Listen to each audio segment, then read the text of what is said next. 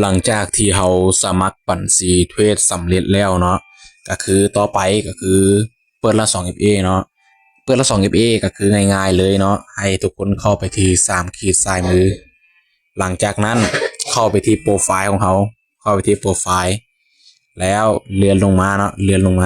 าเห็นละ 2FA ตัวนี้ปะเห็นละ 2FA ปะตอนนี้มันได้ปิดอยู่เนาะถ้าว่าปิดอยู่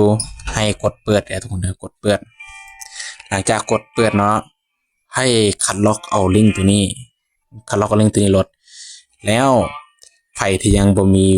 เว็บแอปตัวนี้เนาะให้ไปดาวน์โหลดเนาะใครที่มีแล้วเนาะก็ใส่ตัวเก่าได้เลยใครที่ยังบ่ทันมีเนาะก็ให้ไปดาวน์โหลดเว็บตัวนี้สามารถดาวน์โหลดอยู่ใน Play Store ได้เนาะก็เพียงที่พิมพ์เข้ามานี่เนาะทุกคนเนาะเป็นพิมพ์เข้ามา AU คุณหามันก็จะเด้งออกมาเลยตัวนี้เนาะตัวจะเป็นตัวแรกตัวนี้เลย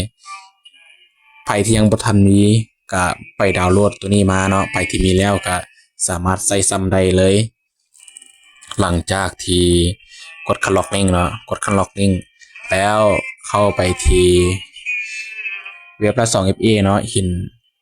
หมายบวกอยู่ด้านลมบ่เห็นหมายบวกอยู่ด้านลมบ่ให้กดหมายบวกอยู่ด้านลมแล้วมันจะมีตัวสแกน QR code กับป้อนการตั้งค่าเนาะให้ทุกคนเต็กป้อนการตั้งค่าแล้วมันจะมี3ห้องให้เลือกก็คือตัวแรกจะเป็นชื่อรหัสเนาะก็คือเขาสามารถตั้งชื่อรหัสของเขาได้ว่าเขาจะตั้งเท่าใดเดี๋ยวค่อยจะตั้งเป็นชื่อของค่อยเลยแล้วตัวที่2ตัวนี้เนาะให้เอาลิงก์ตัวที่เขาคัดลอกมาเมื่อกี้ใส่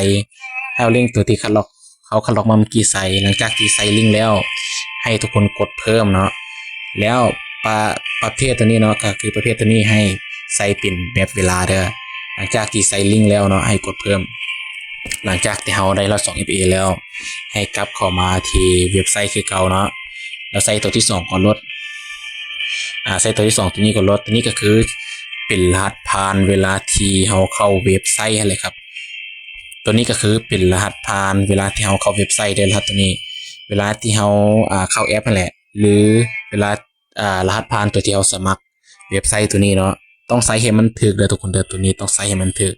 ถ้าว่าใส่รหัสผ่านบ่ถูกก็คือมันจะบ่ได้เนาะหลังจากใส่รหัสแล้วให้ทุกคนกลับออกมาไปคัดลอกเอารหัส 2FA ตัวที่เราสร้างมาเนาะหลังจากที่คัดลอกละ 2FA แล้วกลับมาที่เว็บ